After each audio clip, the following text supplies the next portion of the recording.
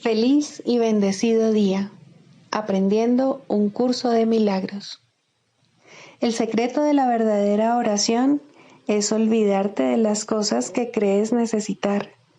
Pedir algo específico es igual que ver el pecado primero y luego perdonarlo. Del mismo modo, al orar pasas por alto tus necesidades específicas, tal como las ves, y las dejas en manos de Dios. Ahí se convierten en los regalos que le haces, pues le dicen que no antepondrás otros dioses a Él, ni que quieres otro amor que el suyo. Este libro es un comienzo, no un final.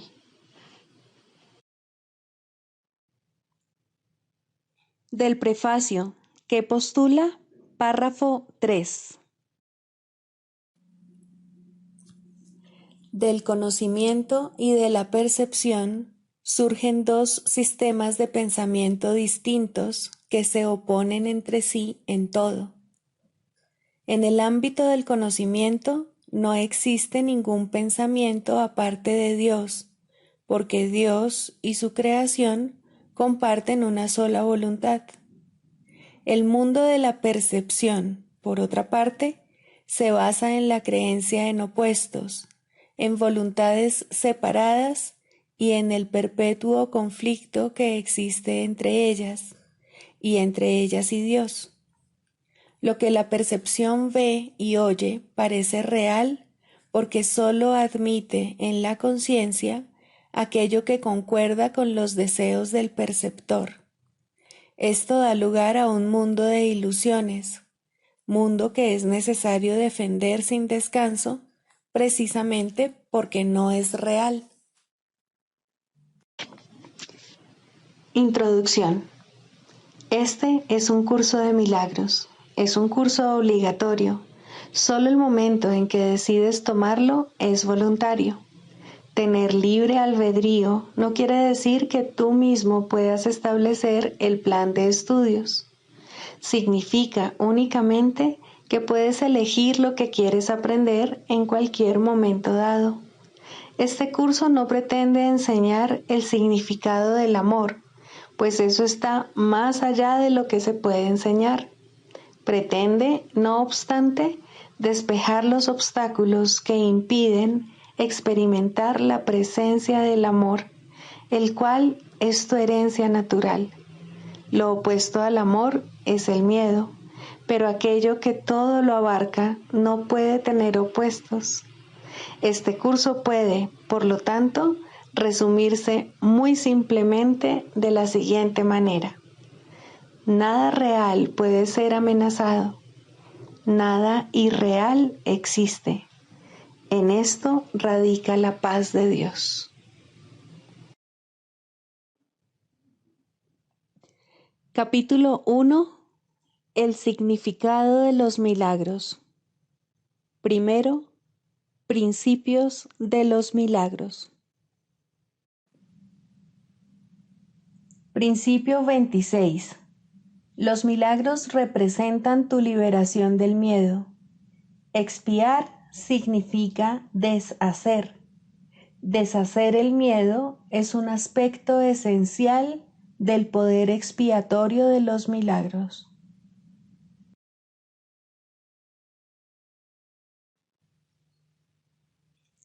Capítulo 15. El instante santo. 6. El instante santo y las leyes de Dios. Es imposible usar una relación a expensas de otra sin sentir culpabilidad, y es igualmente imposible condenar parte de una relación y encontrar paz en ella. De acuerdo con las enseñanzas del Espíritu Santo, todas las relaciones son compromisos totales, si bien no hay conflicto alguno entre ellas. Tener absoluta fe en que cada una de ellas tiene la capacidad de satisfacerte completamente solo puede proceder de una perfecta fe en ti mismo.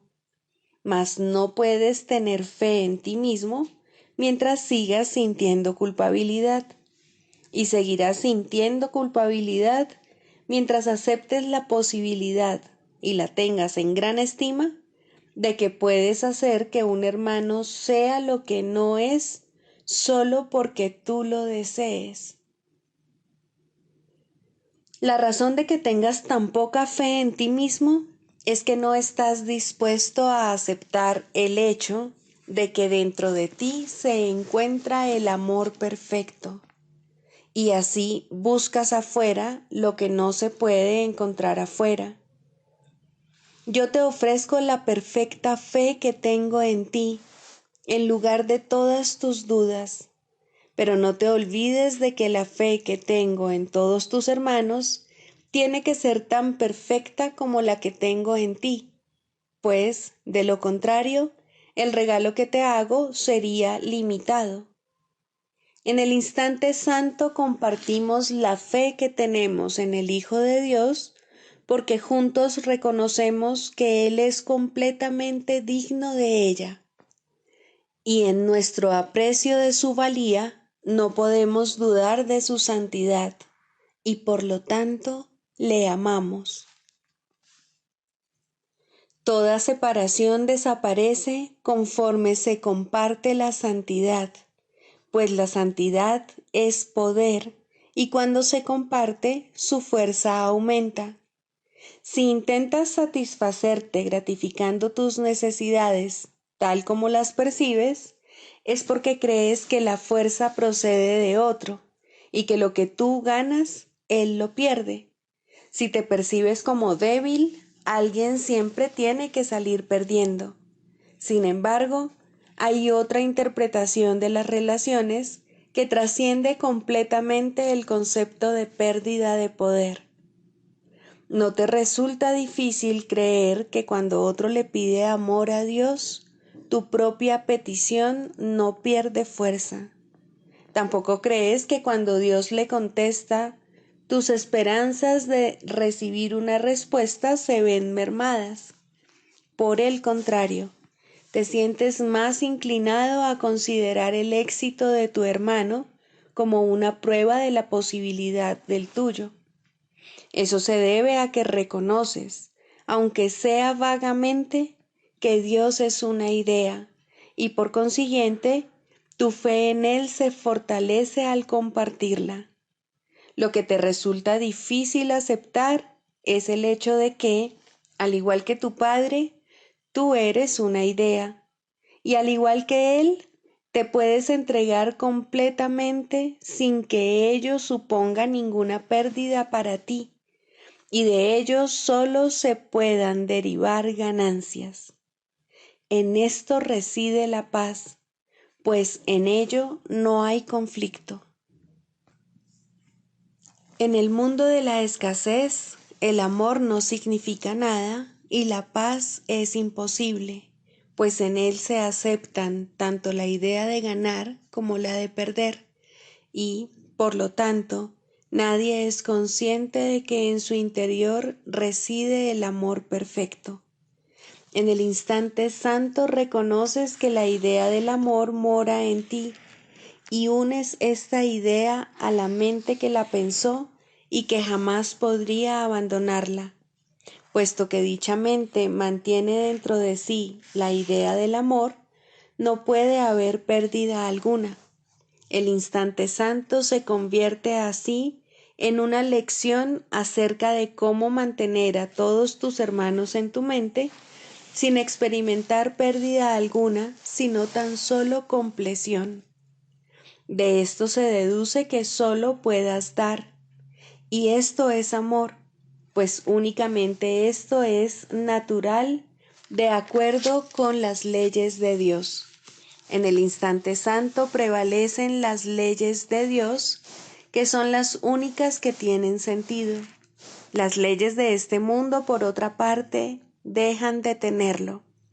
Cuando el Hijo de Dios acepta las leyes de Dios como lo que su propia voluntad gustosamente dispone, es imposible que se sienta aprisionado o limitado en forma alguna. En ese instante es tan libre como Dios quiere que sea, pues en el instante en que se niega a estar aprisionado, en ese mismo instante deja de estarlo. En el instante santo no ocurre nada que no haya estado ahí siempre. Lo único que sucede es que se descorre el velo que cubría la realidad. Nada ha cambiado. Sin embargo, cuando se descorre el velo del tiempo, la conciencia de inmutabilidad aflora de inmediato. Nadie que aún no haya experimentado el descorrimiento del velo y se haya sentido irresistiblemente atraído hacia la luz que se encuentra tras él, puede tener fe en el amor sin experimentar miedo alguno. Mas el Espíritu Santo te da esa fe porque me la ofreció a mí y yo la acepté. No tengas miedo de que se te vaya a negar el instante santo, pues yo no lo negué, y a través de mí el Espíritu Santo te lo dará a ti, del mismo modo en que tú a tu vez habrás de darlo. No permitas que ninguna necesidad que percibas nuble la necesidad que tienes del instante santo, pues en él reconocerás la única necesidad que los hijos de Dios comparten por igual, y por medio de este reconocimiento te unirás a mí para ofrecer lo único que es necesario. La paz llegará a través de nosotros. Únete a mí en la idea de la paz, pues las mentes se comunican por medio de ideas. Si te entregases tal como tu Padre entrega su ser, entenderías lo que es la conciencia de ser, y con ello entenderías el significado del amor. Pero recuerda que el entendimiento es algo propio de la mente y sólo de la mente. El conocimiento, por lo tanto, es algo propio de la mente y sus condiciones se encuentran en ésta junto con él. Si no fueses una idea y nada más que una idea, no podrías estar en plena comunicación con todo lo que jamás ha existido.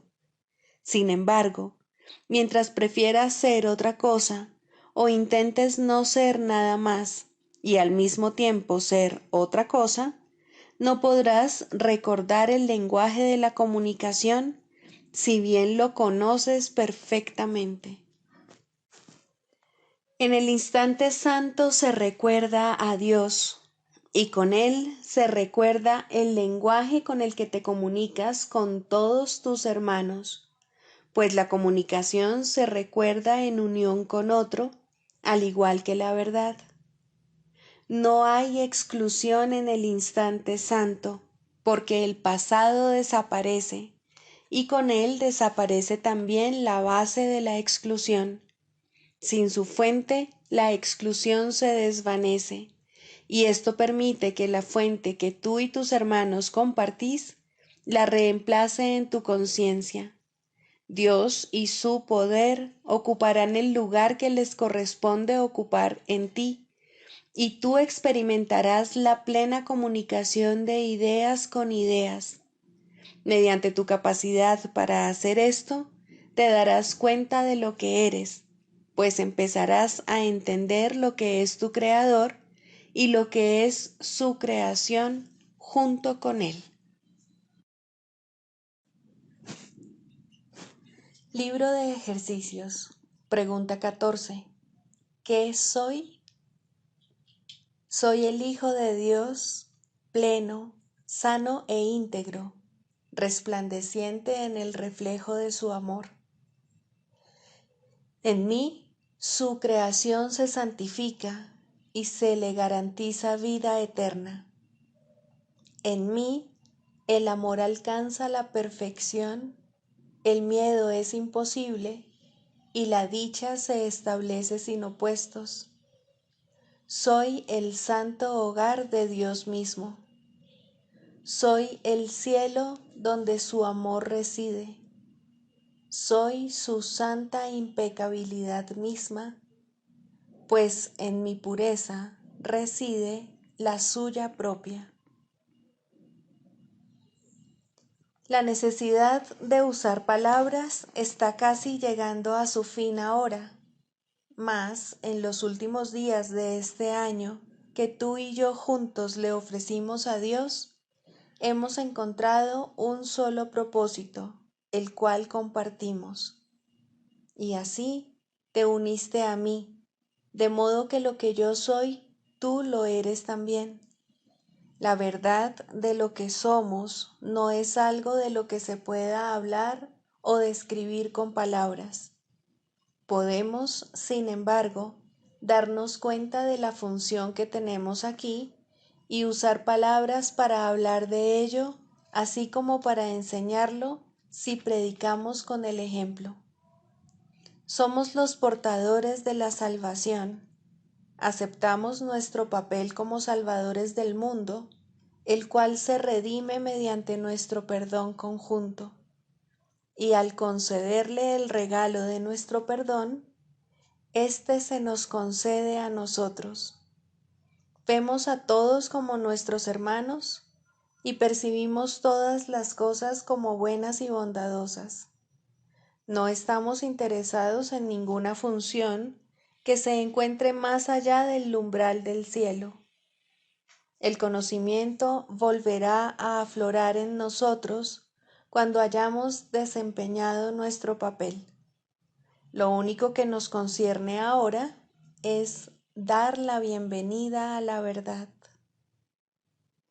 Nuestros son los ojos a través de los cuales la visión de Cristo ve un mundo redimido de todo pensamiento de pecado. Nuestros los oídos que oyen la voz que habla por Dios, proclamar que el mundo es inocente. Nuestras las mentes que se unen conforme bendecimos al mundo. Y desde la unión que hemos alcanzado, invitamos a todos nuestros hermanos a compartir nuestra paz y a consumar nuestra dicha. Somos los santos mensajeros de Dios que hablan en su nombre y que al llevar su palabra a todos aquellos que Él nos envía, aprendemos que está impresa en nuestros corazones. Y de esta forma, nuestras mentes cambian con respecto al objetivo para el que vinimos y al que ahora procuramos servir. Le traemos buenas nuevas al Hijo de Dios que pensó que sufría. Ahora ha sido redimido, y al ver las puertas del cielo abiertas ante Él, entrará y desaparecerá en el corazón de Dios. Lección 354. Cristo y yo nos encontramos unidos en paz y seguros de nuestro propósito. Su Creador reside en Él, tal como Él reside en mí. Mi unidad con el Cristo me establece como tu Hijo, más allá del alcance del tiempo y libre de toda ley, salvo de la tuya. No tengo otro ser que el Cristo que vive en mí. No tengo otro propósito que el suyo. Y Él es como su Padre. Por lo tanto, no puedo sino ser uno contigo, así como con Él. Pues, ¿quién es Cristo sino tu Hijo tal como tú lo creaste? ¿Y qué soy yo sino el Cristo en mí?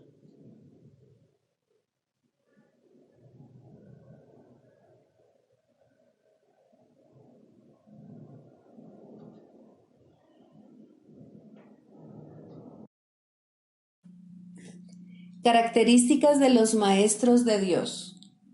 10. Mentalidad abierta. El papel central que ocupa la mentalidad abierta, quizá el último de los atributos que el maestro de Dios adquiere, puede entenderse fácilmente cuando se reconoce la relación que guarda con el perdón. La mentalidad abierta procede de una ausencia de juicios.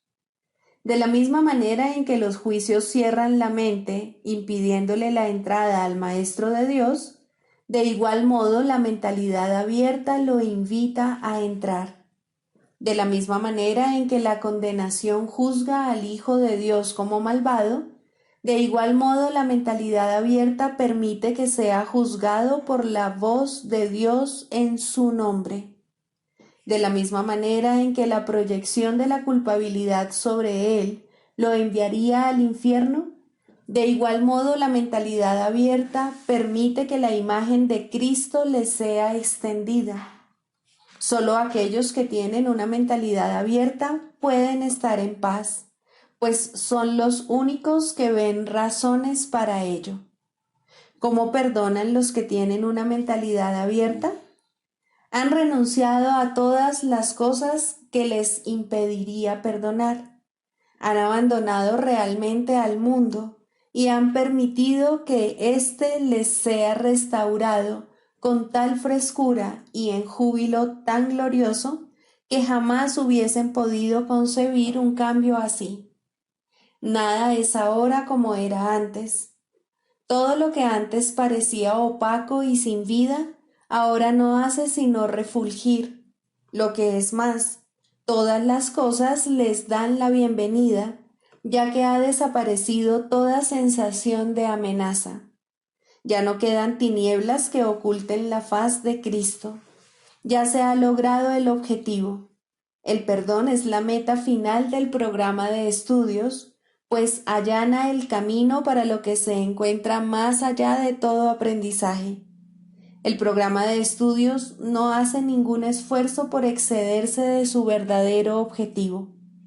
El perdón es su único objetivo, en el cual converge en última instancia todo aprendizaje. Ciertamente eso es suficiente. Habrás notado que la lista de atributos de los maestros de Dios no incluye las características que constituyen la herencia del Hijo de Dios. Términos tales como amor, inocencia, perfección, conocimiento y verdad eterna no aparecen en este contexto, pues no serían apropiados aquí. Lo que Dios ha dado está tan remotamente alejado de nuestro programa de estudios que el aprendizaje no puede sino desaparecer ante su presencia. Sin embargo, mientras su presencia esté velada, el enfoque ha de centrarse necesariamente en el programa de estudios. La función de los maestros de Dios es llevar al mundo el verdadero aprendizaje. Propiamente dicho, lo que llevan es un desaprendizaje, que es a lo único que se le puede llamar verdadero aprendizaje en este mundo. A los maestros de Dios se les ha encomendado la función de llevar al mundo las buenas nuevas del completo perdón. Bienaventurados son en verdad, pues son los portadores de la salvación.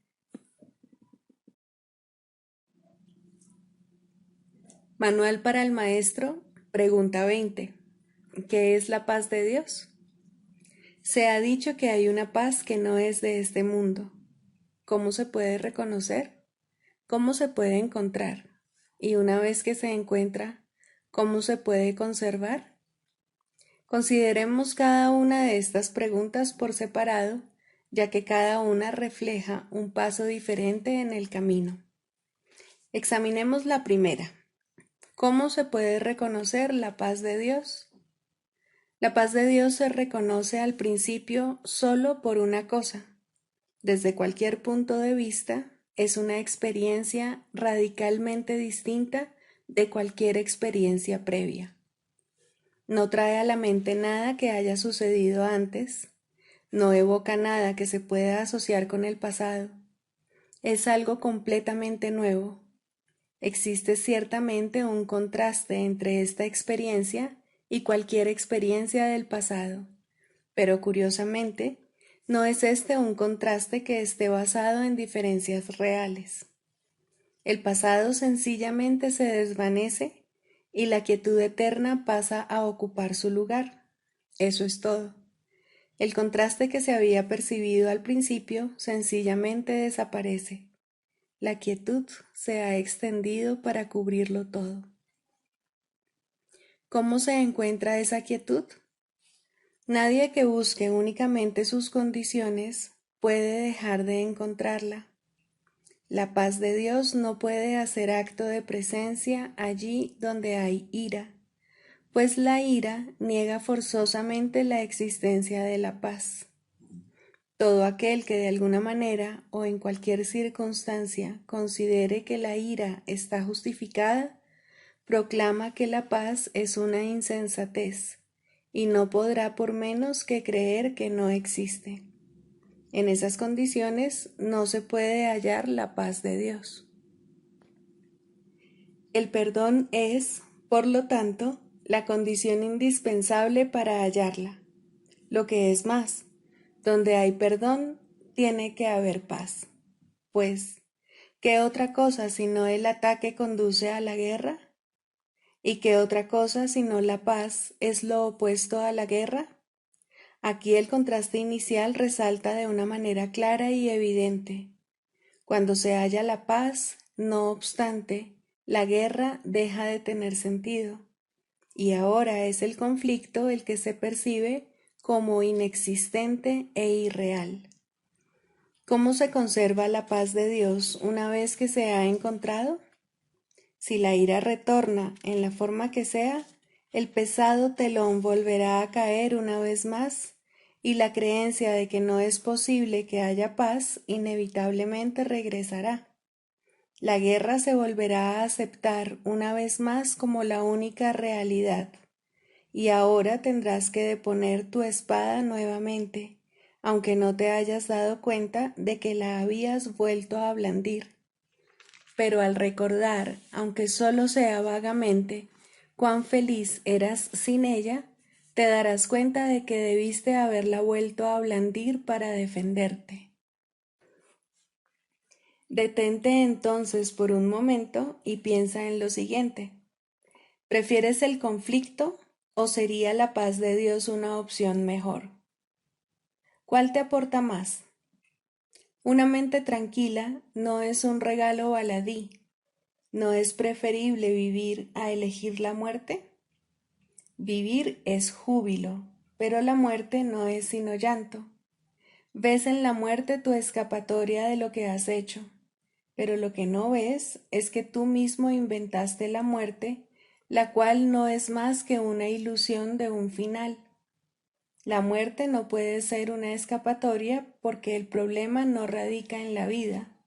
La vida no tiene opuesto, pues es Dios.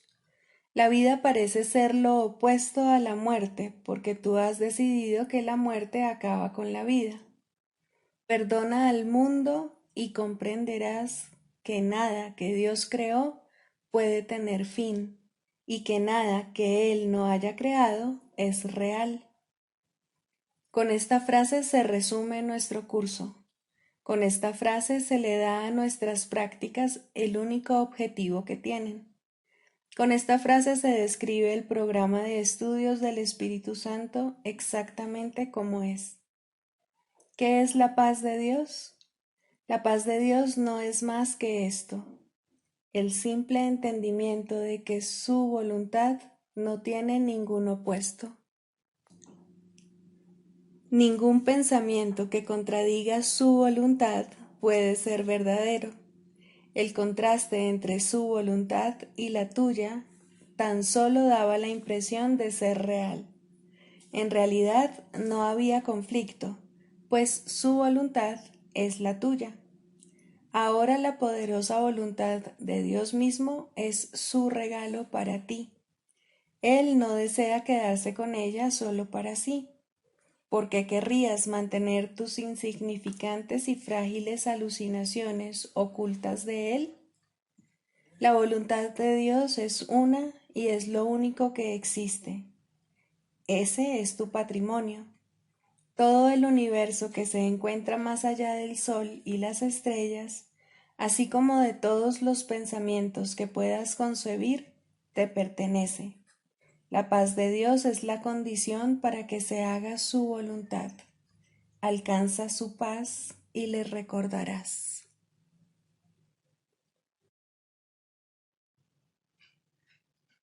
Clarificación de términos. El perdón, la faz de Cristo. El perdón es el medio que nos lleva a Dios y que nos permite alcanzarle, mas es algo ajeno a Él. Es imposible concebir que algo creado por Él pueda necesitar perdón. El perdón, entonces, es una ilusión, pero debido a su propósito, que es el del Espíritu Santo, hay algo en ella que hace que sea diferente. A diferencia de las demás ilusiones, nos aleja del error en vez de acercarnos a él. Al perdón podría considerársele una clase de ficción feliz, una manera en la que los que no saben pueden salvar la brecha entre su percepción y la verdad. No pueden pasar directamente de la percepción al conocimiento, porque no creen que esa sea su voluntad. Esto hace que Dios parezca ser un enemigo en lugar de lo que realmente es, y es precisamente esta percepción de mente la que hace que no estén dispuestos a simplemente ascender y retornar a Él en paz.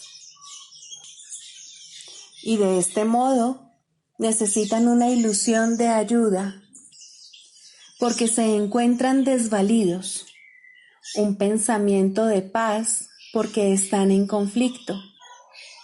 Dios sabe lo que su Hijo necesita antes de que Él se lo pida. Dios no se ocupa en absoluto de la forma, pero al haber otorgado el contenido, su voluntad es que se comprenda, y eso basta. Las formas se adaptan a las necesidades, pero el contenido es inmutable, tan eterno como su creador. Antes de que el recuerdo de Dios pueda retornar, es necesario ver la faz de Cristo. La razón es obvia. Para ver la faz de Cristo se requiere percepción. El conocimiento no es algo que se pueda ver, pero la faz de Cristo es el gran símbolo del perdón, es la salvación, es el símbolo del mundo real. El que la ve deja de ver el mundo. Está tan cerca ya del umbral del cielo como es posible estar mientras aún esté afuera. Mas desde ahí, un paso más basta para entrar. Es el paso final, y ese se lo dejamos a Dios. El perdón es un símbolo también, pero en cuanto que símbolo exclusivo de la voluntad del Padre, no puede ser dividido. Y así, la unidad que refleja se convierte en su voluntad. Eso es lo único que aún está en el mundo en parte y que, al mismo tiempo, es el puente que conduce al cielo. La voluntad de Dios es lo único que existe. Lo único que podemos hacer es pasar de la nada al todo, del infierno al cielo. ¿Es esto una jornada? No, en verdad no lo es, pues la verdad no va a ninguna parte.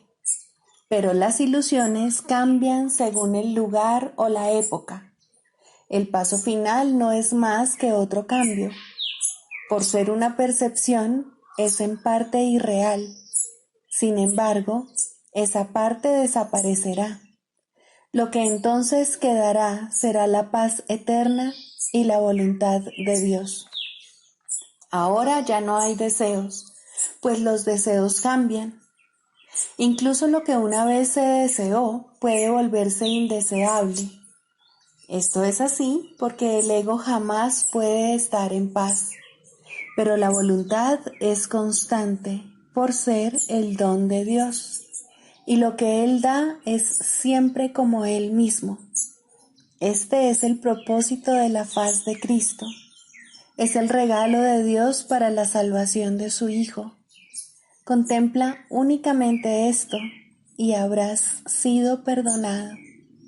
Cuán hermoso se vuelve el mundo en ese instante en el que ves la verdad acerca de ti mismo reflejada en Él. Ahora estás libre de pecado y contemplas tu impecabilidad. Ahora eres santo y así lo percibes. Y ahora la mente retorna a su Creador, la unión de Padre e Hijo, la unidad de unidades que se encuentra detrás de toda unión, aunque más allá de todas ellas. No se ve a Dios, sino que únicamente se le comprende. No se ataca a su Hijo, sino que se le reconoce.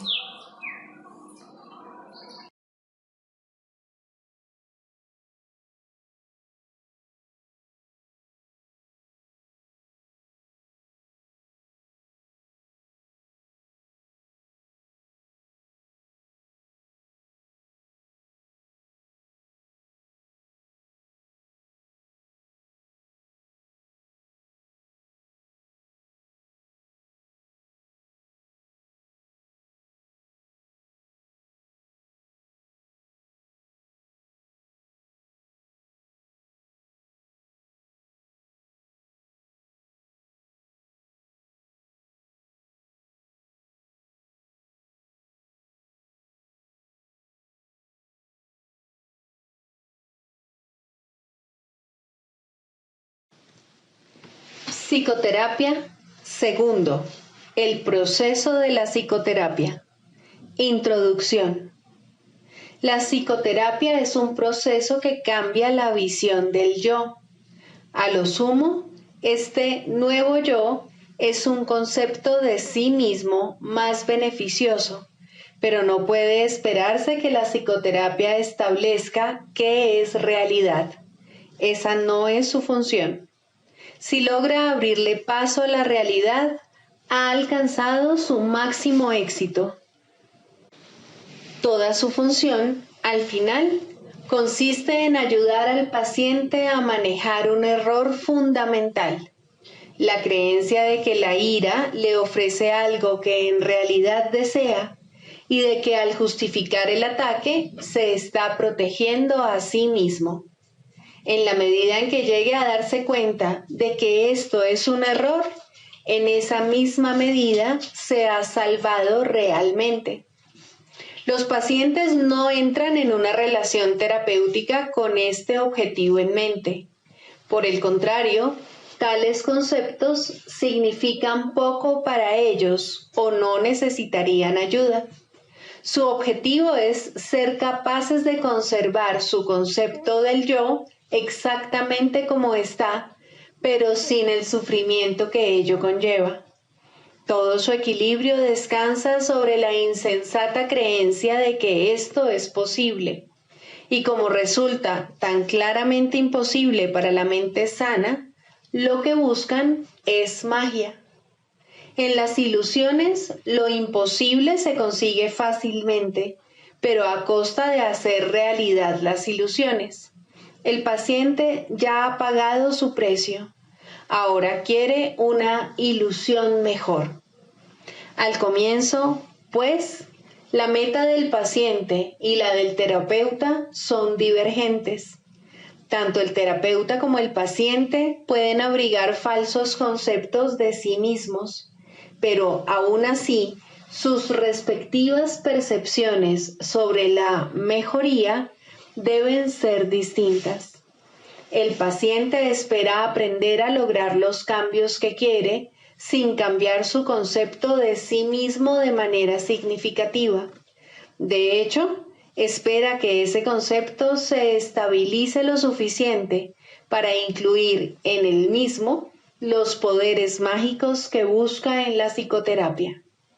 Desea volver invulnerable lo vulnerable e ilimitado lo finito. El yo que ve es su Dios y lo único que busca es servirle mejor.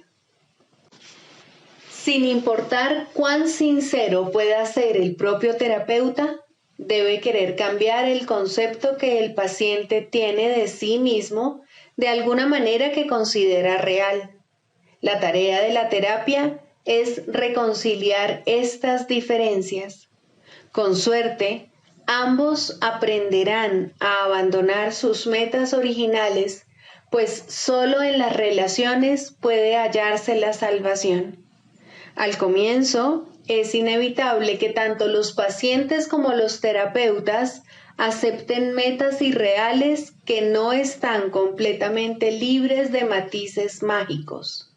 Finalmente, estas se abandonarán en las mentes de ambos. El canto de la oración. Tercero, orar por otros. Dijimos que siempre oras por ti mismo y así es. ¿Por qué entonces debes orar por otros?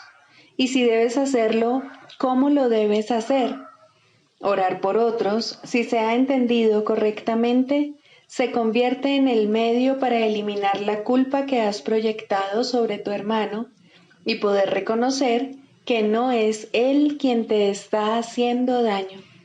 Antes de que se te pueda salvar de la culpa, debes renunciar al pensamiento venenoso de que él es tu enemigo, tu malvada contraparte, tu némesis. El medio para alcanzar esto es la oración de un poder creciente y metas ascendentes hasta que finalmente llega a Dios. Las formas iniciales de la oración en los primeros peldaños de la escalera no están libres de envidia y malicia, claman venganza, no amor. Tampoco proceden de alguien que entiende que son peticiones de muerte hechas con miedo por quienes atesoran la culpa. Invocan a un Dios vengativo y es Él quien parece contestarles. Nadie puede pedir el infierno para otro y Él mismo librarse de él. Solo aquellos que están en el infierno pueden pedir el infierno. Pero aquellos que han sido perdonados y han aceptado su perdón, jamás podrían orar de esa manera. En estos niveles, pues, la meta del aprendizaje no es otra cosa que reconocer que la respuesta a cualquier oración será idéntica a la forma en que la oración se hizo. Eso es suficiente.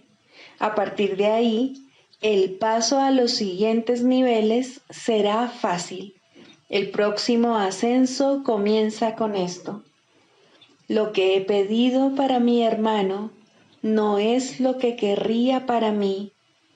Por lo tanto, lo he convertido en mi enemigo.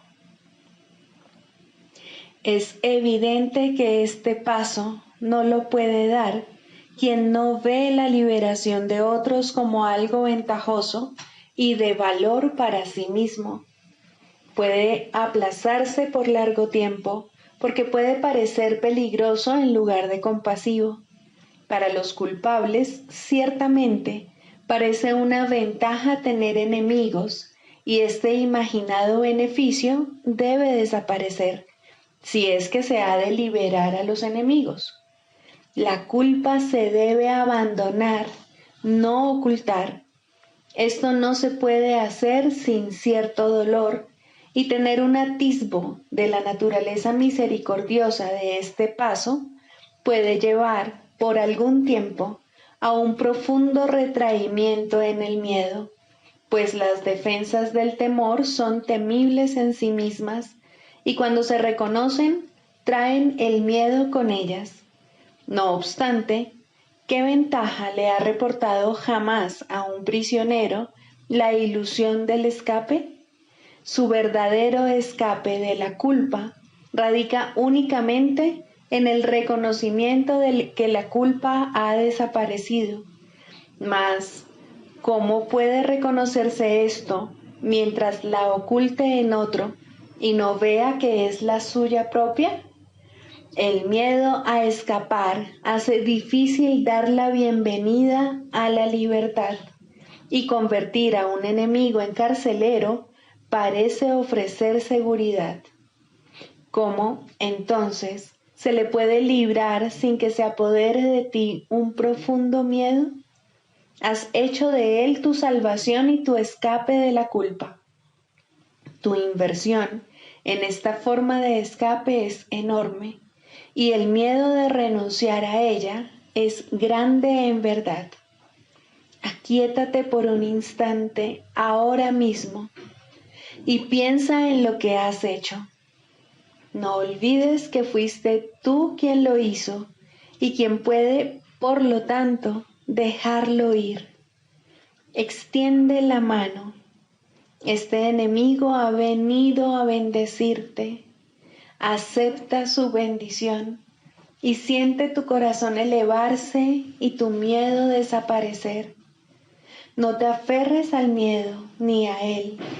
Él es un hijo de Dios al igual que tú. No es un carcelero, sino un mensajero de Cristo. Sé esto para él, para que él lo sea para ti. No es fácil darse cuenta de que orar para pedir cosas, posición social, amor humano, regalos externos de la clase que sean, siempre se hace para establecer carceleros y ocultarse de la culpa. Estas cosas se emplean como metas que sustituyen a Dios y por lo tanto distorsionan el propósito de la oración. Desearlas es orar por ellas. Uno no necesita pedir explícitamente. La meta de alcanzar a Dios se pierde de vista cuando se va en pos de metas menores de la clase que sean, y la oración se convierte en una petición de enemigos. Incluso en esto se puede ver claramente el poder de la oración. Nadie que desee un enemigo dejará de encontrarlo, mas con igual seguridad perderá de vista la única meta real que se le ofrece. Piensa en el costo que ello supone y compréndelo bien. Todas las demás metas son a costa de Dios. Sigamos a Jesús haciendo del perdón algo tan natural como respirar y algo tan vital como el aire. Amén.